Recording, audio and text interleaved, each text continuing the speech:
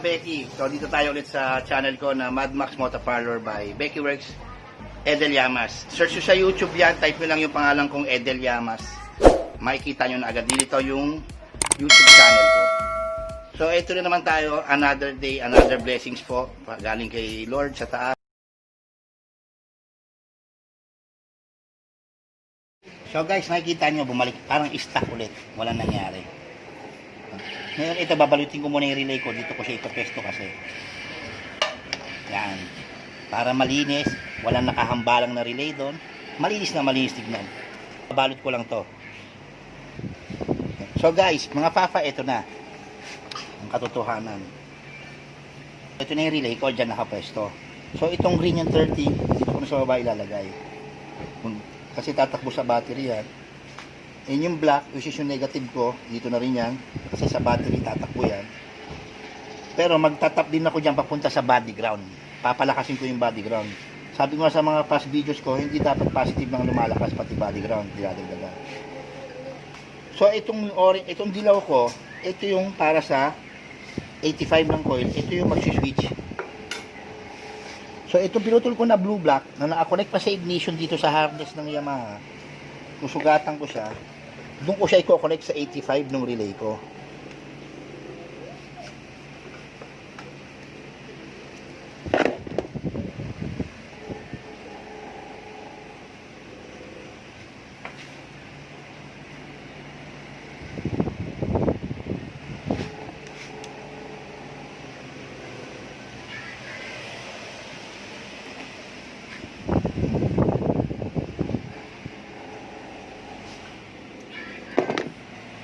Ito yan.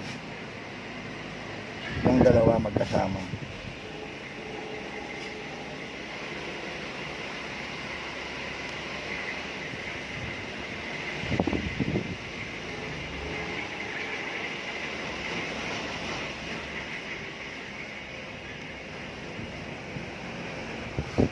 Okay. Hinang. Makita nyo kung gaano ka-intact mga kabekis. Naka-splice na matindi, nakahinang pa. Tapos naka-doble tape. Dinidiin ko pa ng ganyan yan para mas lalong kumontak. May mga pagkakataon kasi, nangyari rin sa akin minsan, kala ko nakakabit na. Sungaw pala yung pagkakahinang.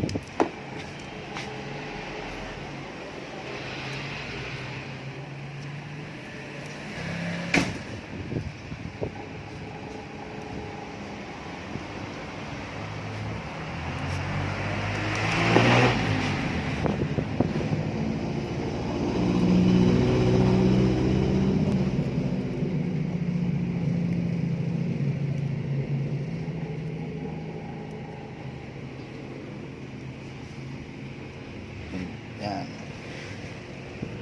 So okay na yung switching ko sa switch ng 85. So dalawa 87 natin.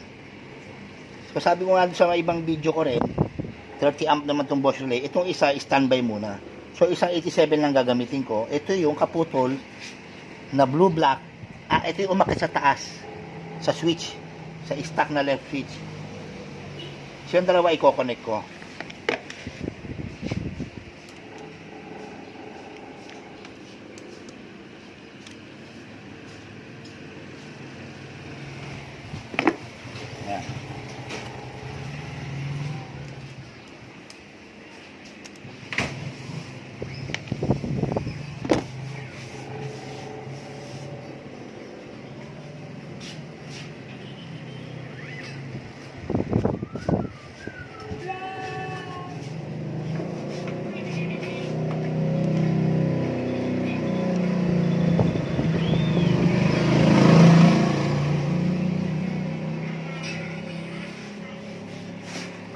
Hinang.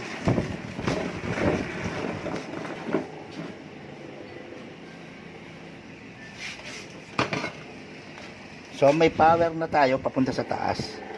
Yun na yung unang kaninang video ko. Sa unang ng video na to. Sa unang demo ko, yun yung ginagawa ko sa taas kanina. Para sa left switch and right switch na to. So dumaan ang relay yun sa taas ko. Ngayon, syempre, maglalagay ako ng mga iga ilalim, underlight, separated switch siya ng halo switch. Sa switch para sa halo din ng ng dual horn function. Sa voltmeter and charger niya, lahat 'yon dadaan sa relay na to. Sa isang relay lang, sir, ang ginagamit ko sa kanila. Kasi kino-compute ko naman yan kung ilang watts ba ang kaya ng isang relay.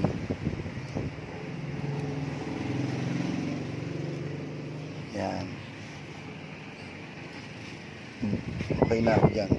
So may isang floating. So gagamitin ko na rin siya. Sige. Wala naman ako auxiliary light na ilalagay. Cut ko siya. Buksan ko. Tinip ko na kasi siya eh. Pero hindi, gagamitin ko na rin siya. Ito po yung tatakbo sa halo switch para sa lights niya.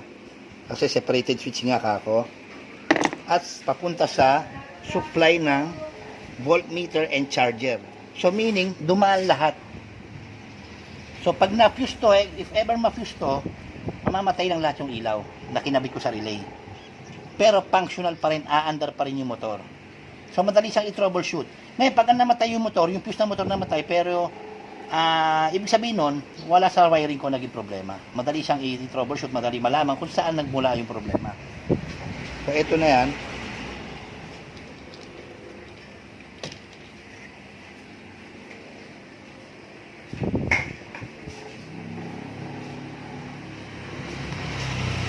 Ubusan ako ng wire, so bago ulit. Take note, original po ang wire natin. Circuit brand. Automotive Japan Auto Wire. So kukuha ko ng sukat. Simula rito, papunta sa kanan bahagi ng bulsa ng NMAX. Kasi doon nakapwesto yung voltmeter and charger. So susukatan ko siya doon. Susukatan natin ng pasobra tayo ng konti, syempre. Mayroon naman yung bitin. Yan. Okay, ito na. Siyempre, isang linya naman patas dito sa kabilang bulsa naman sa kaliwa. Kasi nandun yung lalagay yung yung para sa mga eagle eye. Pero pwede na rin pala kahit dun na lang para sama-sama na. So isang linya na lang. Total may space pa naman doon. So doon ko nilalagay yung switch ng halo switch niya para sa mga underlights.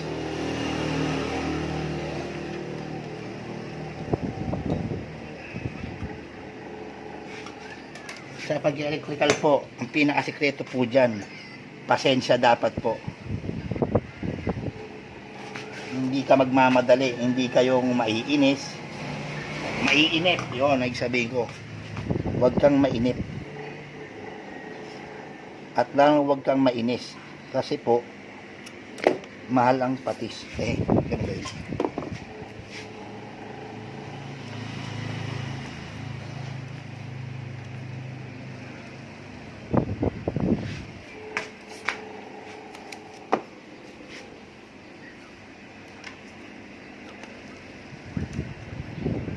So kaya sinabi ko pong power up lines, lahat po ng linyang kinabit ko, naka-power up po, dumaan ng relay. Hindi ko po pina-plug and play, lalo na yung switch, left and right switch, nakita nyo po ito, naka-relay na. So hindi po ako nagpa-plug and play ng switch. Dinadaan ko po sa relay yan. Yun po ang magandang method. Kaya pag bumubusina ako, hindi niya kayang i-corrupt. Kasi po, nakarelay yung buong linya. So yan, balutin ko na siya ulit, yung bilaletan ko. Tapos na ako rito sa harness na to.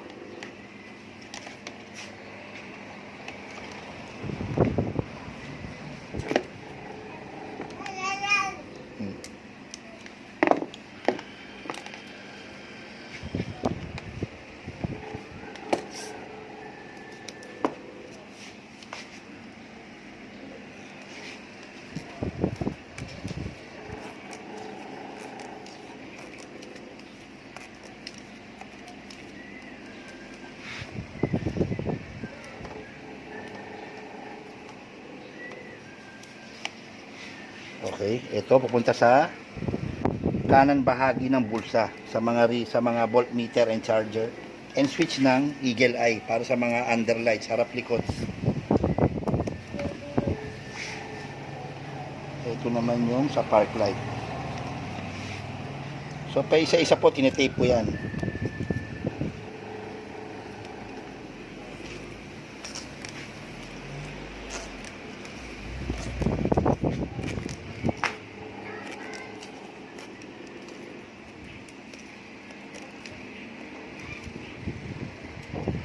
Kailangan po matyaga ang pag-electrical.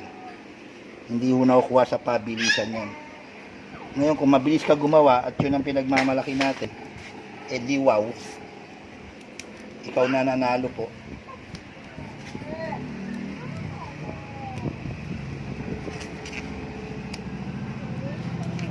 Dumating yung motor ko. Kasi yung ginagawa kong NMAX, wala siyang service, kaya yung motor ko muna pinagamit ko. Pero yung tunog na yun, motor ko yun.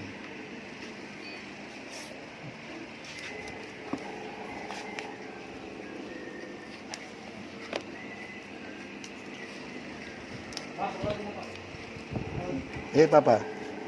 Sige, sige.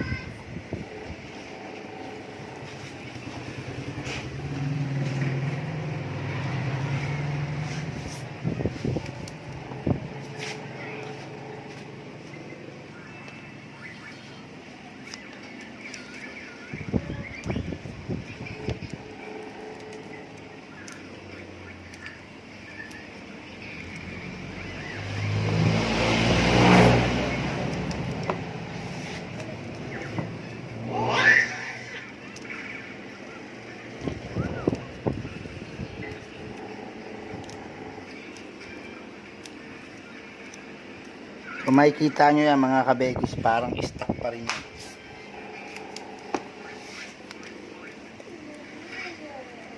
Yosi ka dyan, Papa? Ay, wow. Ikaw na. Wala yan. Doon sa kabila. Dito. Muna ako. Fortune lights lang ako. Pang mahirap lang. Pero yung presyo, pang Marlboro na din ang walang hirap. Sunod niya, mighty na lang ako.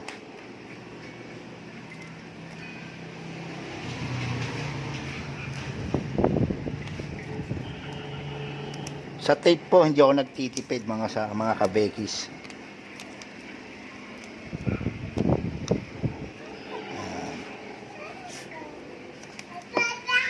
Silyado po yan ulit. Walang bakas na binuksan.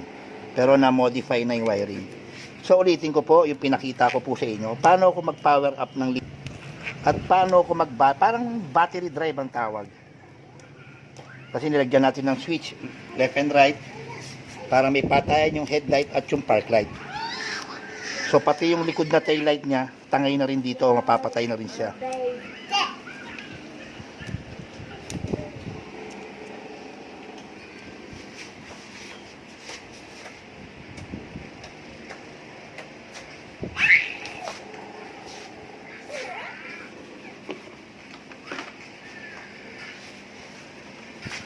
Okay.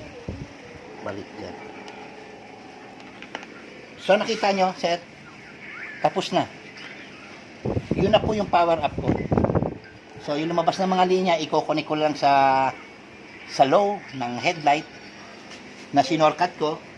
Ito yung green, galing dito sa harness, pinutol ko, pinulbak ko siya rito. So, hindi na ako umakyat. Huwag maingay yan.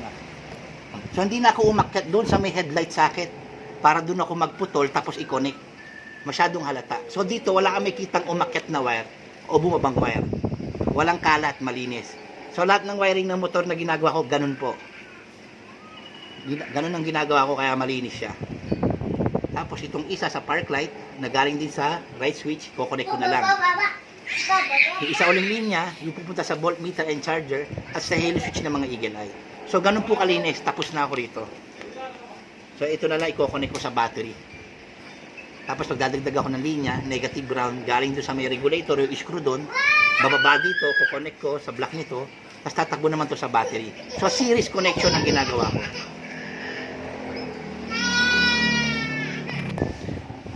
So, mga kabekis, recap lang. Yun yung paano ko mag-power up ng linya. Walang kurap, anti-kurap kung tawagin natin.